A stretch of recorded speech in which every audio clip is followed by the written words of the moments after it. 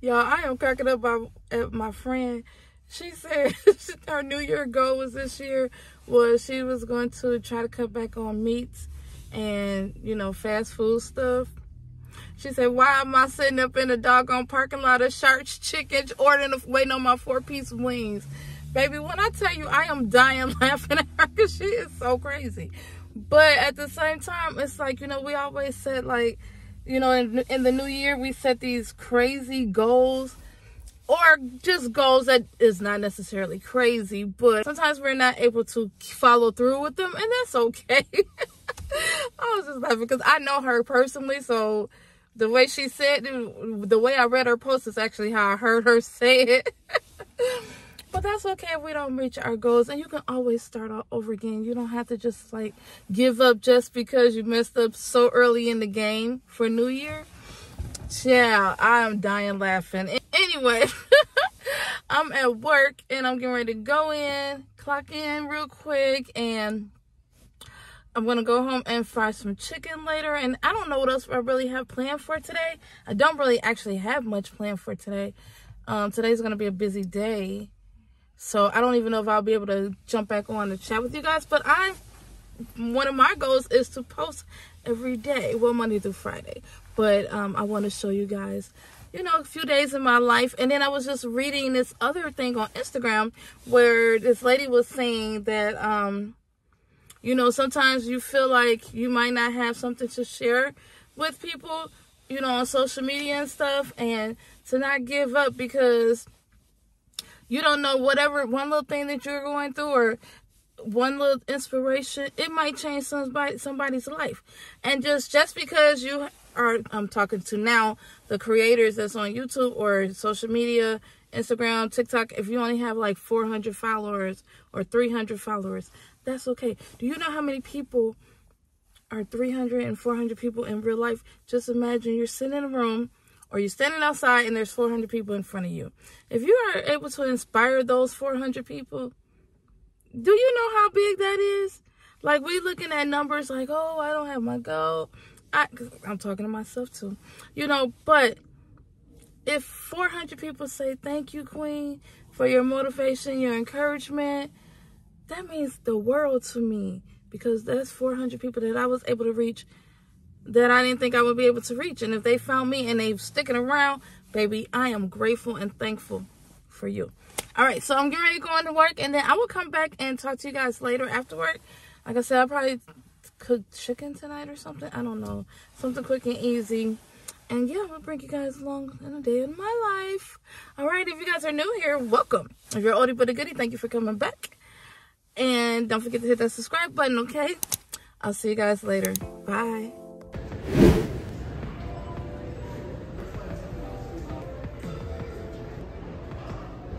Area look ransacked already.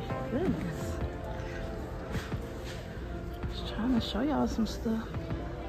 My gosh. I love the Mickey and Minnie.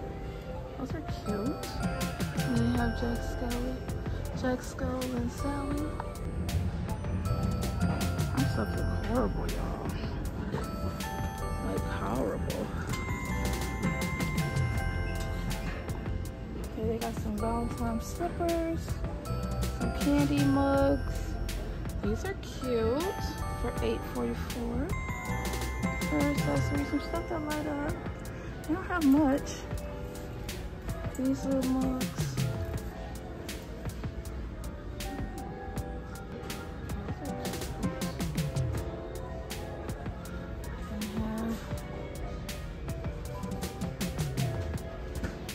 Lexi has this already, but she has that.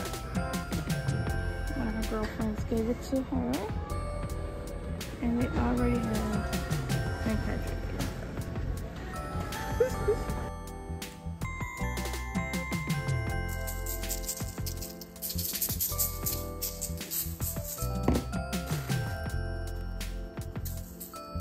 See, but this stuff is just coming out. Jeez Louise.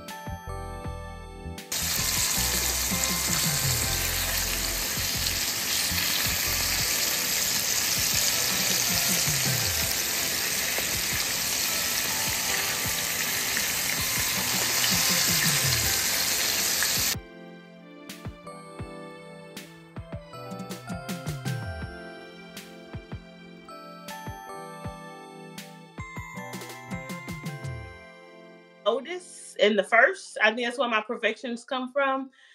Yes. That I have to live a lifestyle of no error. I really hate that. Like, I felt like I had to be perfect. I had to get good grades. I had to be top notch. And as a girl in the household with a boy, I felt like my mama expected me to do so much more than my brother. Like, my brother could just do whatever. Not saying that he was bad or nothing like that, but right. He could. But I just felt like if I messed up, that was the end. Like, when I had my baby, y'all don't know, I had so much freaking guilt of having a baby. And I'm like, I cannot have this baby. I'm supposed to be perfect. So I feel like the oldest child guilt that's not talked about a lot. Like, that needs to be talked about. There's a lot to talk about with the oldest child alone. You said you skipped my first. Especially the oldest child. Some oldest children in their families have to be a second parent, and they have to release that. Feel like they have to take care of everybody. The perfectionist thing is definitely a thing, because I can relate 1,000% to what Shay is saying. Yeah. And my mom even confirmed it. We was having a heart-to-heart with my sister, and she was saying, of course I expect more from Mariah. She's the oldest. She's supposed to be responsible, XYZ. I'm like, why can't you have the same standards along the board? Like, I'm not that much older than my sister. Why is there so much pressure put on me? But it's so crazy because I had high expectations for myself. In areas that my mom wasn't even thinking about. I was hard on myself because I'm like, yeah. In my eyes, my sister could do no wrong. But if I did it, oh, it's the end of the world. You're supposed to be top notch. Do no wrong. Like, so I agree wholeheartedly. And I think because I was raised like that, I become kind of soft for when it's my child, because I'm just like, honestly, if I can be real honest, I do let her get away with some stuff. Some stuff I be like, no, but that's why I'm so grateful for Nikki, because she be checking me. She be like, why is she getting away with it? Because like when Lay was growing up, Lay didn't wash dishes. Yeah, I wash dishes. I clean the house, because I just felt like she shouldn't have to do that. It's like, I'm the adult. Hey, Quintina. Hey, Quintina. I felt like I need to do it all and stuff like that. And I was still holding that I'm the head and I have to do everything. But we had the same conversation with my mom. My brother was like, Mama, you was hard on Shay. Shay couldn't do no wrong. Like, Shay would get in trouble for stuff that I wouldn't get in trouble for. And I'm just like, it's so hard to release that, to be like, I'm not perfect. And I'm just like, I try my best not to do that, especially with YouTube, because at the end of the day, you can't be perfect. That's just what it is. And that's why I really try to have open conversations with Lay. I literally treat her like the human being she is. But I do tell her that I'm still your mother. You're still going to respect me. But we're going to have a conversation. I do apologize to my child because I'm not always right. And I make her apologize when she's wrong. So I just feel like I'm just trying to break everything that I wanted for myself, the trauma and stuff. Not saying trauma, because I feel like trauma is just thrown out there, but the things that I wanted, I'm making sure I give to her, but still with if that makes sense. Yeah. I think it's different with boys too. Being that we're girls, we're going to have so much more pressure on us. She said, I recently wore dry rot boots to work. I put oil on them. They were dusty. Child was so. What was you doing? Where were they at? Where did you find these boots?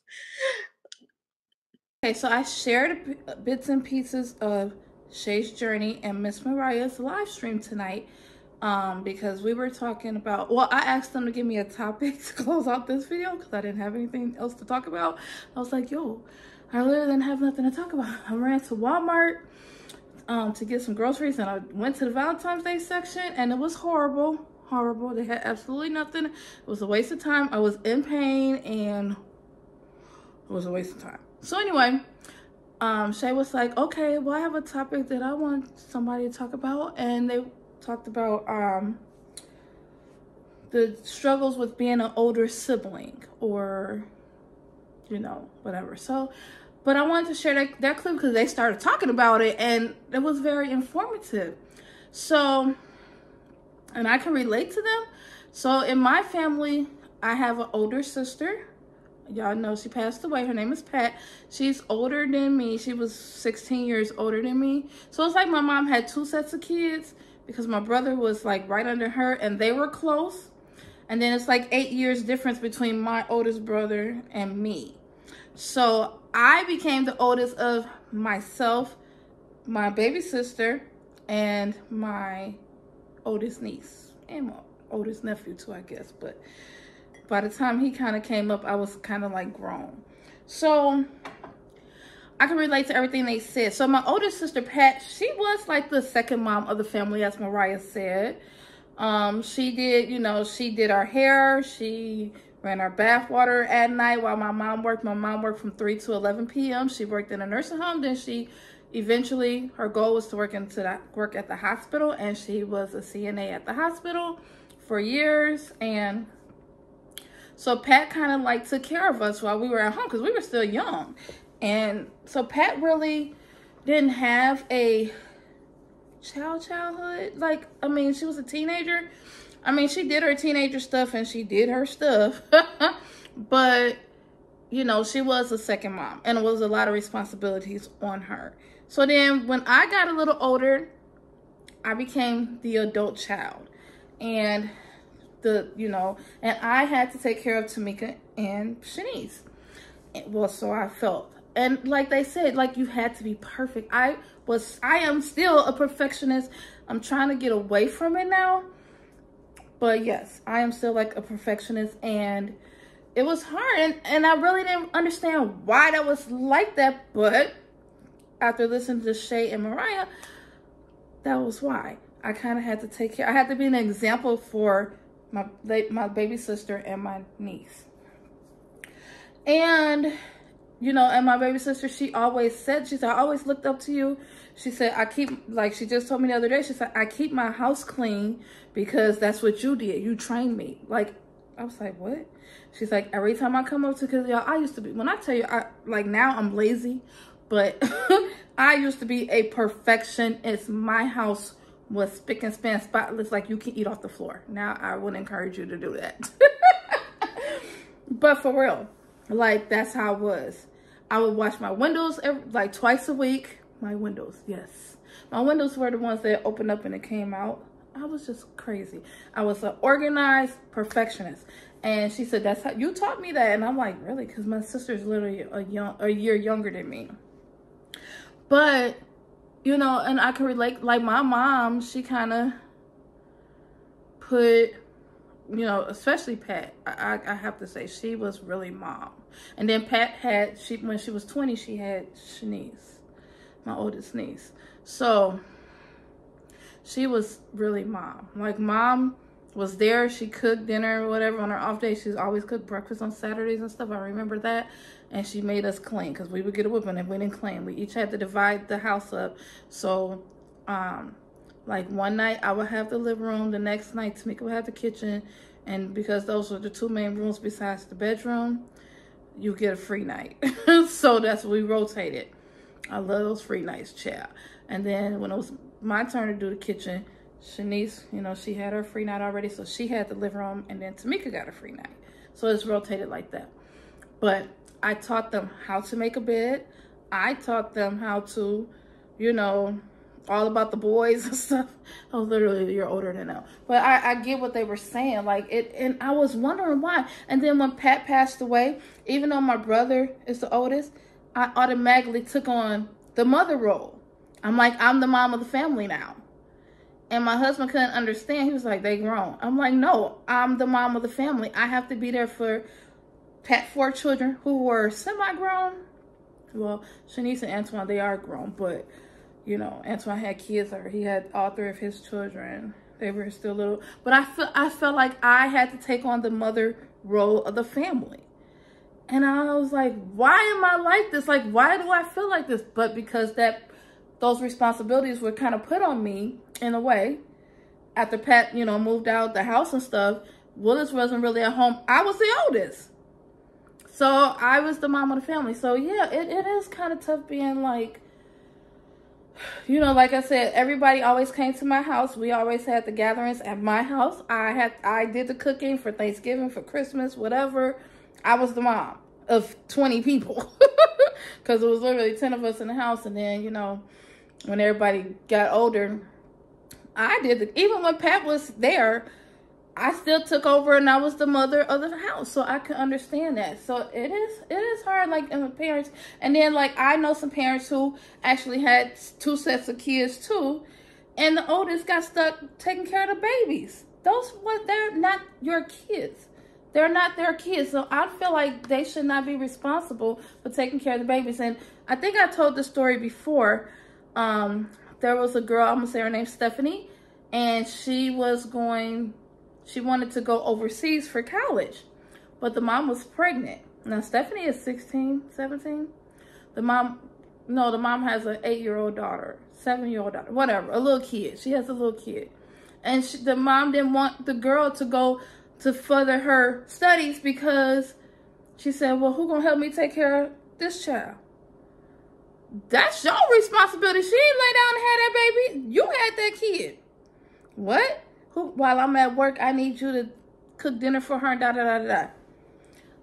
Parents do put a lot of pressure on the oldest children, and that's not right. It really isn't. I'm trying to think. I don't think I did that, really. I don't think I did that with my kids. Really. I don't believe I did. No, I didn't. I love being a mom. I wanted to be a mom. I was the crazy girl who I was obsessed with. I wanted to have 6, 7, 10 kids if I could have. I love children, so I always wanted to be a mom. So I don't think I really did that. But there are a lot of parents who do. And it's just not cool, you know? So I was just thinking about that. And that was a great topic, Shay and Miss Mariah. Thank y'all for sharing that. And I don't want to keep rambling on, but, you know, I'm repeating myself. But yeah, that was a great topic to close this video. Because I'm like, oh my God, I don't have anything to close out. Y'all, so I'm trying to get Valentine's Day ready. Because I do like Valentine's Day. I got these PJs. These PJs are so old. I got these like 2 years ago from Family Dollar. I wonder, do they got some new PJs? Because these are looking a little crusty. And then also my Valentine's mug, I got it from Dollar Tree, like last year, 2 years ago. Yeah, so I'm hoping they have some new mugs out this year too. I'm gonna try to do some more Valentine's Day content and stuff, so be looking out for that. I hope you guys enjoy hanging out with me. Let me know if you guys are older siblings, if you experienced that. Let me know are you your only child? Are you the middle child or the baby of the family? The babies are usually the spoilest. And they're sometimes the bossiest in my opinion, but you know, that's just from what I see. So technically I am an only child and I am the middle child. I'm the third. But yeah, so I'm my birth mom's only child because she passed away during childbirth after I was born and my dad remarried. So I became the third child, the middle child. I like being the middle. Cause like I didn't get the heavy duty responsibility as Pat. I did afterwards, but I wasn't a spoiled rotten brat either like my baby sister. Okay guys, but anyway, y'all have a good night. If you guys enjoyed this video, give it a thumbs up, comment down below to let me know, and I will see you guys on the next video. I love you guys. Bye.